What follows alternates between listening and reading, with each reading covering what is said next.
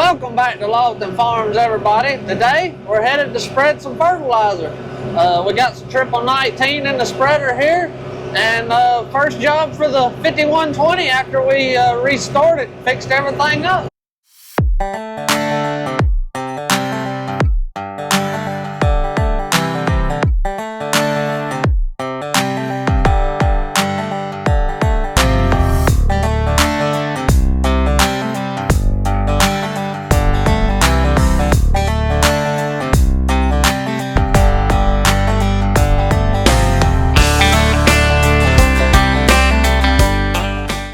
Alright y'all, so we're up here at the Howell farm today.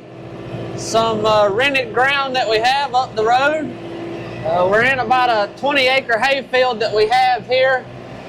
These people still farm, so some of the hay ground around here is still their ground, but this particular field we rent. And I also have a couple of corn fields up here that we rent and are picking up more of the farm as we go. Got a new field in this farm this year. But today we're putting out a triple 19 fertilizer. Trying to put out roughly about 400 pounds of the acre on this hay ground here. Really trying to get this ground built up, make a real nice hay field out of it. Get some good quality hay off of it. If you've seen our videos from last year, this is the field that we were square belling last year, this area that I'm in right now. This field's kind of like two fields, but in one. This little patch here, and then there's a patch the other direction and kind of a terrace that splits them. So y'all let me know on the videos what y'all like. Do y'all like me talking and explaining stuff more? Do you like kind of the I guess montage you would call it? Do you like how I'm doing the videos? Should I change how I'm doing them? Y'all let me know. I enjoy making these videos, but sometimes it's kind of hard to think of what to do in a video or how to create a video when you're actually out here doing the stuff with video and you don't know, should I video this? Should I not? Should I do a bunch of talking? Should I just make a montage? Do y'all like the drone footage more? Do you like the GoPro stuck back there? I try to mix everything together, but I'll take any suggestions I can get. So on a spreader like this, you've got measurements here on this chart. I don't know if y'all can see them. I can't get the camera in there real good. But you got a chart here that tells you weight per cubic foot here, and then this is your openings. So just crank this handle. It's kind of hard when it's got fertilizer packed on it. Just open the door up a little bit. We were on 5. We're gonna go to 5.5.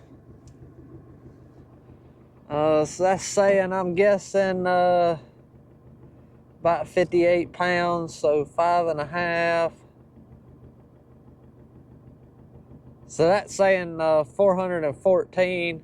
Where we were at was 370, 380. I'm saying we're roughly in the 58 to 60 pound per cubic foot range. So we may have been a little light. I was set on, I guess 370 if we're at the 58 range. And we're set on 414 now. Even if we're down to the 56, we're on 399 now. So we'll try that and see. This fertilizer had actually came down a little bit from what the neighbors were talking. They paid, a lot of people were putting out fertilizer early this year, we thought. But they were putting out fertilizer 3 weeks ago when we were spraying nitrogen. To me, that was a little early, but. So we'll get our line put out that they were calling for. What we'll do is we got that new manure spreader, and we're gonna go get lime, mix in with the manure. We'll just mix in a really heavy amount of lime with the manure that we spread, and get that all spread at once. This spreader with the narrow chain like that, even the neighbors that had a little bit wider chain than this one won't spread lime at all, really. the neighbors would spread it, but you might have to have a guy in there, you know, knocking the lime loose. The manure spreader seems to work pretty good. We did that last year with a couple of loads of lime just to test, because we about knew we needed lime on some things. It's been a few years. And that seemed to work really well for us. So I think that's what we're going to try to do this year to get the lime out. And like I say, the fertilizer and lime will all be knocked out right after we get the weed off. Kind of a complicated few weeks there. You get the wheat chopped, and then you know you rush to get corn in the ground, but you're trying to get the fertilizer out, the lime out, the manure spread, and the fields worked up all at the same time. We do work up our ground. I'm a very strong believer in working up ground. I actually sod drilled some wheat this year, and it did not do worth a crap either, and I'm beating myself in the back right now because I knew it wasn't. I do not like no-till. Some people have it work for them. Some people love it. Some people swear by it. I do not. I am not a fan of it. I don't like it at all. Our drills aren't no-till, our planter and our drill. But it just don't work for us. It don't grow worth a crap. You go out there and work up that ground, you'll have a really good looking crop. You sod drill it and our crop don't half come up. Maybe, like I said, maybe some people's got a trick to it. If you got a trick to it, tell me about it. We'd like to know, because like I say, it's a real crunch for us to try to work up ground and do all that, but our end results are so much better that we make the time to do it.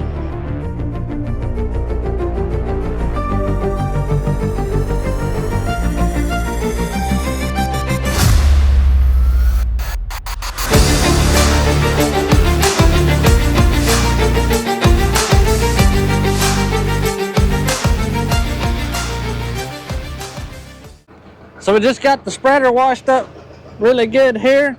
We wash it here in the yard because we don't want the fertilizer in the gravel out yonder in the barnyard. We already had to fight to try to keep the grass and weeds and everything out, spraying Roundup whatnot in the gravel, so we definitely don't want to be putting fertilizer in the gravel to help the weeds grow. But it's pretty crucial that you wash these spreaders out really good. The body and the chains and the slingers and stuff on most of them, like this one, will all be stainless, and we made this bar stainless, this plate stainless.